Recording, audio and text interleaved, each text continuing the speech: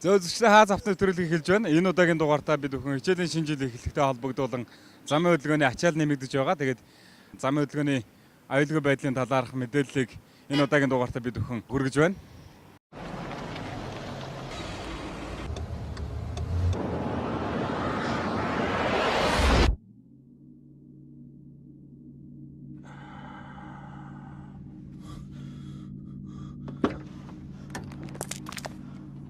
Mate, oh, I'm so sorry. I thought there was time.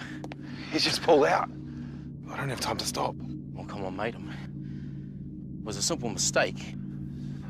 I know if I was going a bit slower. Please. I've got my boy in the back.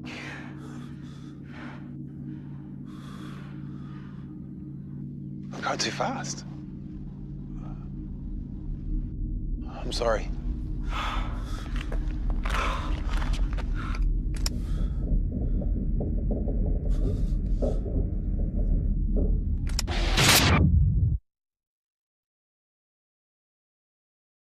At the end of his distinguished career was shabby.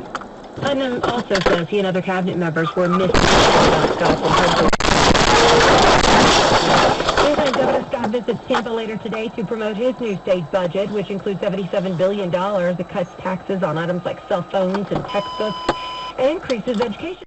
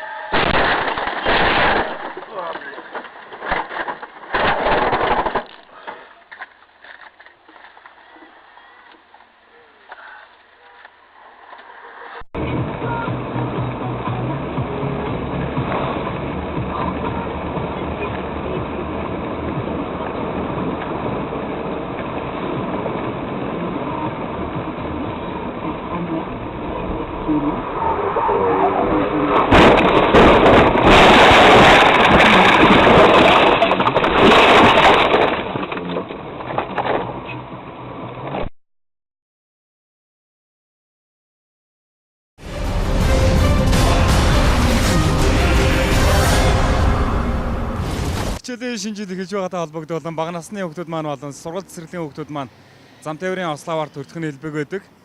Ословаараас сэрэмжлүүлэх үүднээс бид бүхэн дараах бичлэгийг хүргэж байна.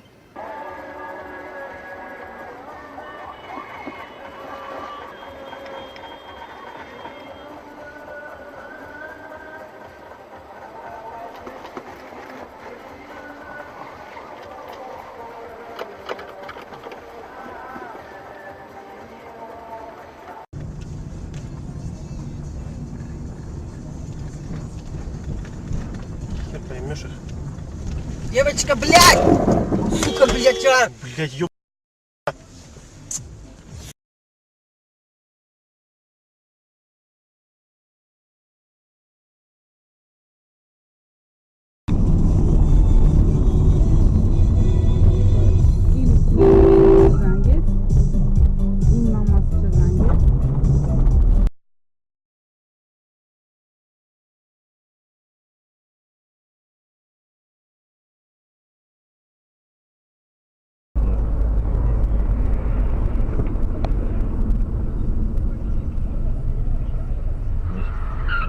Ёбаный пидорас, блядь.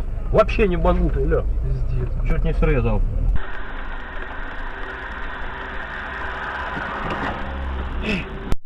Ну куда ты смотришь, сука? Чуть девчонку, блядь.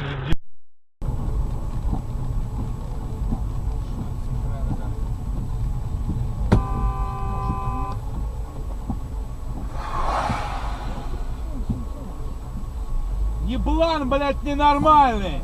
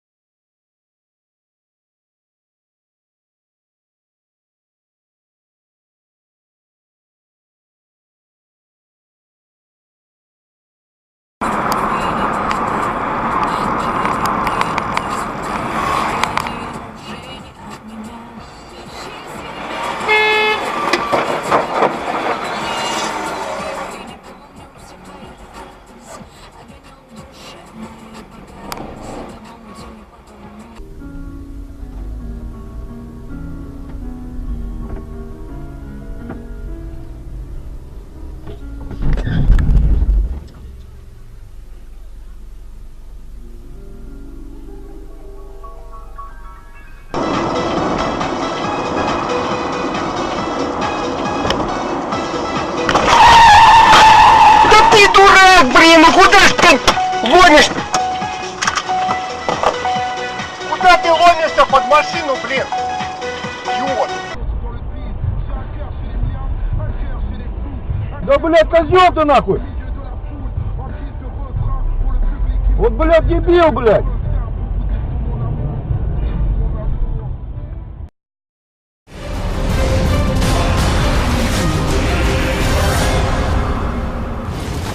Хот руу ордны дээд хязгаар маань 60 км цаг байдаг. Тэгвэл 60 км цаг болон 65 км цагийн хоорондох ялгааг та бүхэндээ дараах бичлэгээр өргөж байна.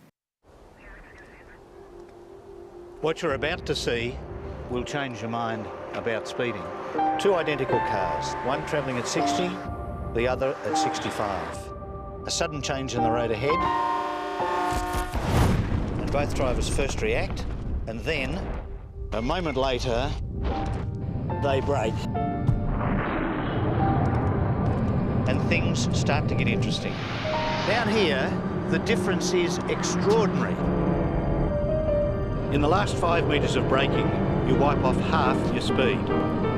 So this car is still doing 32 k's when it hits. This one also hits, but only at 5 k's. So no matter how good a driver you are, 5 k's difference up there makes 27 k's difference down here.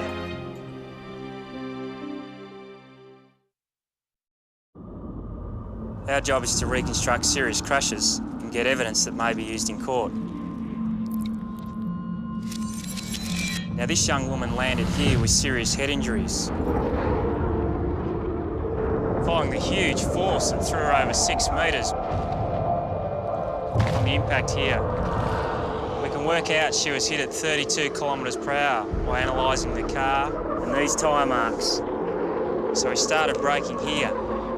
First saw it when he was travelling at 65. But let's change one small thing. Now he's doing 60 when he sees her. And this time he hits her at only 5 kilometres per hour. She'd just have a bruised leg. And we'd never have been called to this incident.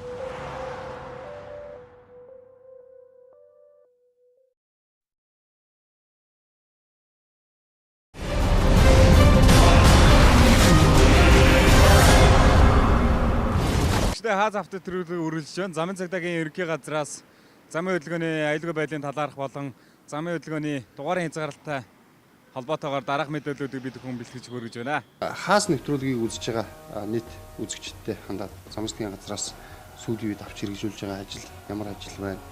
За нийт зам төр ослын нөхцөл хэрэг байгаа гэдэг талаар мэдээлэл өгье. За тэгэхээр замын цагдаагийн газраас ерөнхийдөө 9 сарын 1 буюу хичээлийн шинэ жилийг хэлж байгаатай холбогдуулаад нийслэлийн засаг даргын 2016 оны 8 сарын 17 өдрийн А605 тоод захирамж гарсан байгаа. За тэгэхээр энэгүй захирамжийн хүрээнд за ямар ажил хийхээр төлөвлөж байна вэ гэхээр энэгүй захирамжийн тусгалсан гол ажлуудын нэг нь бол за хичээлийн шинэ жил эхлэх 2-7 хоногийн өмнөх хагас потенциал өдрүүд буюу одоо 4 өдөр тийм ээ одоо тээврийн одоо сүүлийн оронтой доогоор нь тэгс сондгоогоор хязгаарлалт хөдөлгөөний орцоор болсон байгаа. Тэгэхээр энэ ажлууд урд өмнөх 2 жилийн хугацаанд бол бас хийгдчихсэн ажлуудын нэг. За тэгэхээр энэ жил бол мэдээж нийслэлд төрөг удирдлагуудад иргэдээс нэлээд өс санал ирүүлсэн үндсэн дээр за энэ жил бас энэ ажлыг дахин хийхээр болсон байгаа. За тэгэхээр 2027 оны бям гараг 2 хагасад тохиолж байгаа. Энэ 2 бям гарагт бол тэгш доогоор төгсөн тээврийн хөдөлгөөнд орсон. За 21-28-ны ням гарагуудад бол сондгоо доогоор төгсөн тээврийн хөдөлгөөнд орсон гэдгийг бас анхаарах хэрэгтэй. Тэгэхээр энэхүү хязгаарлалтын бүсэд одоо тэгс сондгоогоор хязгаарлалт хөдөлгөөнд оролцохоор зөвхөн хязгаарлалтын бүс дотор л яг энэ тэгс сондгоо мань үйлчлэнэ. Тэгэхээр хязгаарлалтын бүсээс гадуур одоо замуудад бол за тээврийн жолооч нар чөлөөтэй хөдөлгөөнд орчих боломжтой байгаа гэдгийг за хэлхэн зүйтэй байна. Тэгэхээр хязгаарлалтын бүсийг бол манай иргэд надаар илүү бүгдээрээ баг мэдчихэдэг тийм. Тэгэхээр хэмжээнд тусгагдсан ажлуудын нэгийнхэн бас хэсгийн ажлууд мэдээж 9 сарын 1-ний холбоотойгоор бага насны хүмүүс зам дээр ослыг бүрдэх тохиолдол ихсдэг. Тэгэхээр үүнээс өөрснөө сэргийлэх чиглэлээр тэгээд олон ажлууд бол тусгаж гисэн байгаа. За жишээ нь 9 сарын 1-нд хичээлийн шинэ жилийн хэсэндээ холбогдуулаад хувийн сургуулиуд за хүүхдүүдийг одоо тийм автобусаар зөөвөрлөдөг юм тохиолдол байдаг. Тэгэхээр энэ автобуснуудыг шалгаа энэ стандарт хэмжээ 100%-аас баталсан одоо энэ стандарт энэ автобусуудын насжилт болон техникийн бүрэн бүтэн байдлаар тэнцвэрүүд тэнцээгүй байна гэдэг талаар үүрэг чиглэлүүдийг өгсөн байгаа. За давхар одоо сургуулийн орчинд ажиллах одоо скул полис гэдэг бидний нэрлэдэг эцэгчүүдийн энэ эргүүлийн ажлыг хэмжүүлэх гэх мэтчлэн олон ажлуудыг бас тусгаж өгсөн байгаа. Тэгэхээр тэрүүгээрээ бас энэ удаагийн захимжууд бас нөөцтэй. За давхар замын цэцгийн газраас бол за хамгаалах бүс хамгаалтын суудлал гэсэн нэгдсэн арга хэмжээг авч хэрэгжүүлээд явж байна. За тэгэхээр энэ ажил маань яагаад ийм ажил явуулах болов гэхээр 2016 оны эхний хагас жилийн байдлаар статистик тоо баримт хараад үзэх юм бол ер нь жолооч нарын гаргадаг нийтлэг зөрчил тогтворлууд бүгд буурсан үзүүлэлтэд явж байгаа боловч за ганцхан үзүүлэлт бол ерөөсө буурахгүй нэмэх үзүүлэлт явж байгаа. Энэ бол бага насны хүүхэд зам дээр ослоо дөрвөн тохиолдол одоо өссөн үзүүлэлт явж байгаа учраас үүнээс өрсөн зэрэглэлүүднээс замцлын газраас энэхүү энийг явуулж байгаа. За тэгэхээр хэдий манай Монгол улс маань үйлдвэрлэгч орн биш ч гэсэн өнөөдөр гадны өндөр хөгжилтэй орнуудад одоо шаардлага стандартыг нь хангасан энэ хүүхдийн хамгаалтын аюулгүй суудал за суудлал өндөрсгөгч хамгаалах бүс тохируулагч гэдэг эдгээр бараа бүтээгдэхүүнүүдийг манай бизнес эрхлэгч байгууллагууд олноор нь оруулж ирж тийм ээ зарлах борлуулж байгаа ийм зүйлсүүд олон байна. Гэсэдээ бол зарим нэг одоо хувь хүмүүс маань одоо хит их үнэтэй байж гэдэг юм уу иймэрхүү одоо зарим нэг шалтгаанаас болоод тийм хүүхдүүдийг хэрэгэлдэггүй энэ тохиолдол маш их. Өнөөдөр нийгэм годонд гараад харах юм бол жолоочны зорчигч нь хоёулаа хамгаалах бүс бүсэлцэн мөртлөө тэр бага насны хүүхдүүд ямар нэг амьд эрүүл мэндийг хамгаалах хэрэгсэлгүйгээр тийм арын сандалтаар чөлөөтэй суулгаад ганцаарнгийн суулгаад цонхоор үгүй юм уу лүүкээр үгүй юм уу чэйжин би гар хөлийг нь гаргаад ивж болох бол маш их байна. Тэгэхээр энэ маань өөрөө хүүхэд осол тэр амшин осол зам дээр ослыг холбогдоход тэр дотор явж байгаа хүүхдийн амьд эрүүл мэндийг хамгаалах нэг ч хэрэгсэлгүй байна гэдэг утгаараа бид нэ хүүхдийн амьд эрүүл мэндийг хамгаалах үүднээс энэхүү аяныг өрнүүлээд явж байгаа. За энэ ажлыг бол мэдээж маш олон иргэд хүлээж авч дэмжиж одоо олон бүс компаниуд ч гэсэн бид нартай бас хамтарч ажиллая. Бид нар бас оруулж ирж байгаа энэ хамгаалтын суудлын бүтээгдэхүүнүүдийнхаа бас үнэ шиг бууруулъя гэсэн тийм саналуудыг бид нарт бол тавиад хамтраад ажиллаад явж байгаа. Годом зам гэдээ харах юм бол мэдээж шинээр тавигдж байгаа одоо нарийн тийм одоо бидний хэлсэн мэрэгжлийн ялгсан замууд гэж байна. Тэгэхээр энэ замууд тавигдсанаар бол мэдээж олон ач тустай зүйлүүд бол би тийм одоо ямар нэгэн замын сонголтгүй байсан бол одоо сонголттой болох жишээ нь энэ замууд тавигдсанаар бол мэдээж гол яг уулзуур гарцууд дээр ачаал үүсдгээс энэ ачаалуудыг бол тодорхой хэмжээнд сарниулж байгаа. Өнөөдөр манай нийслэл Улаанбаатар хотын иргэд ч гэсэн мэдж байгаа. За энэ зуны тухайд бол хүлгийн ачаал бол харьцангуй хэвэн байсан. Иргэд ч гэсэн мэдж байгаа. Маш их хөдөө гадаа тийм амралт цугаалгаар их явлаа. За одоо амралт цугаалгын үйлдэл дуусч байна. Одоо яг үндсэндээ энэ хагас бүцэнээс эхлээл авцсан ачаал бол ихсдэг. Энийг бол надад л манай үзэгчдүүд бүгд мэдж байгаа. За мэдээж энэ их одоо тээврийн эрсэлж буюу энэ техник жил өдрөөс төгсөн нэмж байгаа. За өнгөрсөн 2015 оны жилийн эцсийн байдлаар гэхэд улсын хэмжээнд аваад үзэх юм бол тээврийн эрсэлний 798 мянган тээврийн эрсэл бүртгэлтэй байсан. За одоо эхний 2016 оны эхний 7 сарын байдлаар гээд аваад үзэх юм бол энэ тоо бараг одоо 840 50 мянган тээврийн эрсэл бараг хүрсэн байхыг бид нар үүсэхгүй.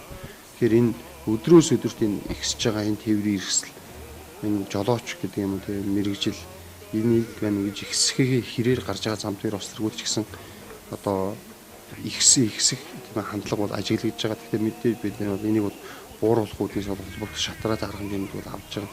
Өнгөрсөн 2015 оны 9 сарын 1-ээс зам үйлгийн аюулгүй шинжилсэн хууль хэрэгжиж эхэлсэн. За энэ хууль хэрэгжиж эхэлснээр бол олон хүний амьд эрүүл мэндийг бол хамгаалж чадж байгаа. За тэгвэл мэдээж 100% огт баахгүй гэж бид нар хэлэхгүй. Энэ бол хүн амьсаа алдаж бэрхшээлтэй тохиолдол гарч байгаа. Энийг бол өшөө бууруулахын тулд бид нар бол ажиллаж байгаа. Тэгэхээр статистик тоо баримтаас ерөнхийдөө тодорхой дурдаад ярих юм бол за 2016 оны эхний 7 сарын байдлыг за 2015 оны эхний 7 сартай харьцуултууд энэ гарт ирнэ. Тэгэхээр 2015 оны эхний 7 сард 1250 одоо гэмтрэг гарч ирсэн юм. За энэ оны эхний 7 сарын байдлаар 1027 гээд 17.8% буурсан үзүүлэлттэй. За тэгвэл зам дээр ослыг бол насварсан хүмүүс гэдээ аваад үзэх юм бол эхний 7 сарын байдлаар 255 хүн насварч ирсэн бол 198 гээд 22.4%-аар буурсан үзүүлэлттэй. За гэмтсэн хүний тухайд аваад үзэх юм бол 803 хүн гэмтсэн бол 708 гээд 11.8%-аар буурсан гэдэг. Үндсэндээ дандаа энэ одоо статистик тавирантууд буурсан үзүүлэлттэй явж байгаа. 2015 оны 9 сарын 1-ний хүртэл дандаа нэмэх үзүүлэлттэй явж байсан. Дандаа нэмэгддэг гэсэн юм тоо. Гэтэл замын аюулгүй шинжилсэн хууль гарснараа энэ хас үзүүлэлттэй явж байгаа гэдэг бол энэ бол маш их биерэг үр дүн. үндсэндээ энэ зам үйлгийн аюулгүйлийн тухай хууль гэдэг юм уу, замын засгийн газраас хэрэгжүүлж байгаа бодлого чиглэл, хот дүүргээс хэрэгжүүлж байгаа бодлого чиглэлүүд үндсэндээ дандаа саана хүний амьнаас эрүүл мэндийг л хамгаалах зорилготойгоор энэ зүйлс маань хэрэгждэг болохоос биш аливаа нэг байдлаар нэг жолоочийг торох шийдэхтэй бол ерөөсөө гол нь биш. Тэр зам үйлгийн дүрмийн ирж байгаа жолоочийг цаашид гарчгүй болгож одоо зам тэр ослоос урьсан сэргийлж амьнаас эрүүл мэнд цаашлаад бүр одоо хүний эд хөрөнгөнд халтгаас өмнө та ингэж болохгүй шүү гэж тийм анхааруулж одоо сахраны зам үйлгийн аюулгүй тухай хуулинд заасан доо торгуулийн арга хэмжээ авч энэ үйлдэлүүдийг таслан сурах нэг хэлбэр гэж бас жолооч нар ойлгох хэрэгтэй гэж хэлмээр байна. Өмнөх улсын хурлын үед тийм ээ зөрчлийн тухай хууль гэж баталсан байсан. За энэ хууль маань бол энэ 2016 оны 9 сарын 1-ээс эхлээд хэрэгжих ёстой байсан боловч за энэ одоо дахин хяналтын системээр орно гээд одоо төр зөрчлийн тухай хуулийг бол татаад авсан байгаа. За одоогоор яг хизээнээс эхэлж мөрдөх вэ, яах вэ гэдэг тийм шийдвэр гараагүй байгаа. Тэгэхээр тухайн хууль маань хэрвээ шийдэн гарч ирээд мөрдөгдөө гэсэн тийм одоо удирдлагуудаас шийдвэр гарах юм бол бид нар бол тэрийг бол иргэддээ эхлээд бид нар тухайн хуулийг бас сурталчилж таниулж ойлгуулна. Дараа нь тухайн хуулийнхаа хэрэгжилтнэр хяналт тавих гэдэг юм уу бусад одоо холбогдох ажлуудыг бол манай эрх хөх байгууллагууд бол хийгээд л яваа. Замын хөдөлгөөний дүрм гэдэг чинь өөрөө бүхний төр дагаж мөрдөх юм хэмжээ шүү дээ. Зөвхөн ганцхан жолоочд хэрэгтэй зүйлүүд биш. Тэн дээр явган зөрчлийн эрх үүрэг, явган одоо тээврээслийн жолоочийн эрх үүрэг, за тээврээс дотор яваа тийм зорчигчийн эрх үүрэг гэдэг бүх эрх үүргүүдийн тодорхой заагаад өгсөн байдаг. Гэсэдий боловч манай явган зөрчилтөөр юу гэж ойлгодог вэ гэхээр замын хөдөлгөөний дүрм ярихаар л энэ бол зөвхөн жолоочд хамаарлаа. Над бол ерөөсөө огт хамаарал үлсээ ойлголттой яваад.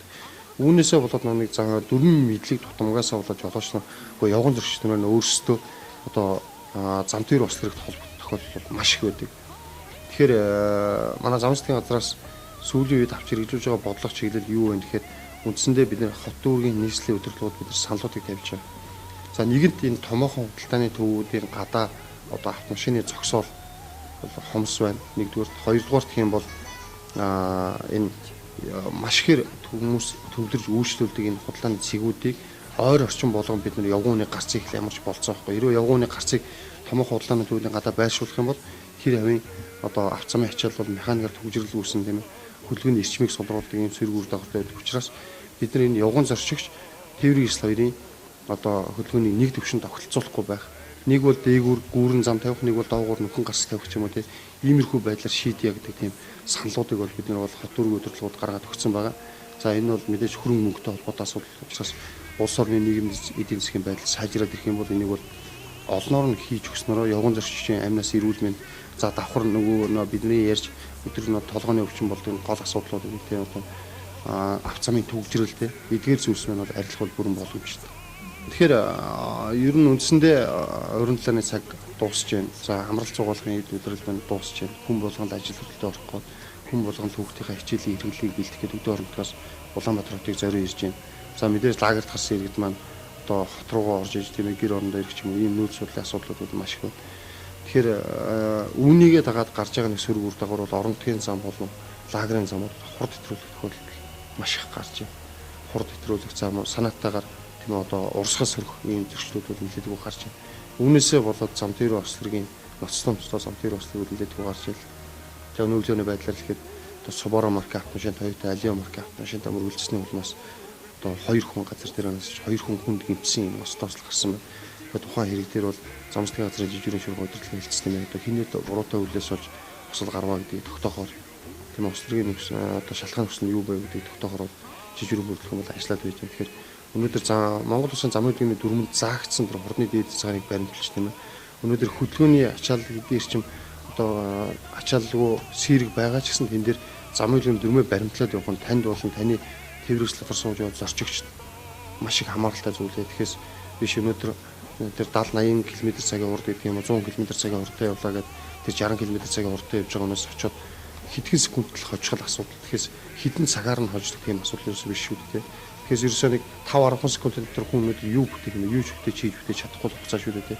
Гэтэл иймхэн хугацааны төлөө өнөөдөр зам үйлдвэрийн дүрмийг зөрчиж хурд төрүүлж тавих нь гэдэг маань өөрийнхөө болон өрөөлийн амнаас эрүүл мэнд одоо эд хөрөнгөнд ч гэсэн тийм санаатаагаар халтж байгаа юм хэлбэрээ. Тэгэхээр та бүхэн бас зам үйлдвэрийн дүрмийн залхуудыг нарийн чанд баримт хөдөлгөөнд оролцохыг бас анхаарах хэрэгтэй.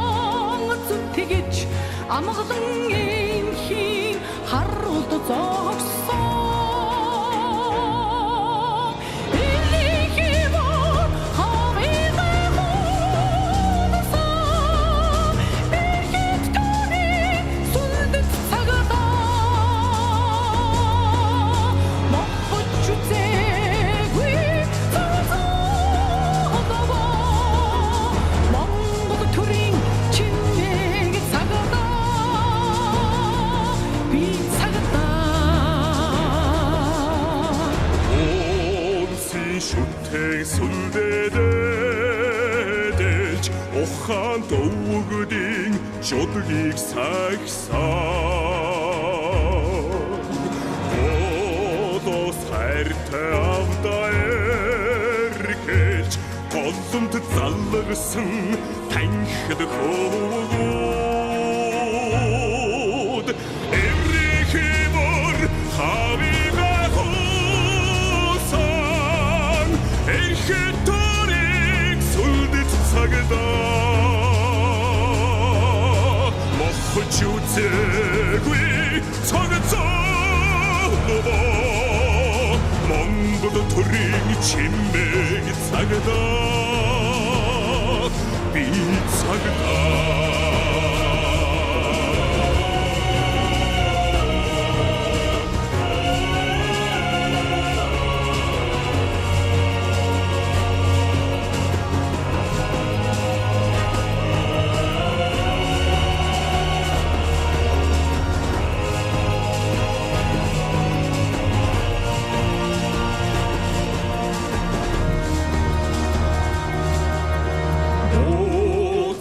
холдох хорон бүгдийг устын додоо өгтөж үүдсэн хаанын түшиг үрэмэн шүтэн хаан дөрийн химэр цагдаа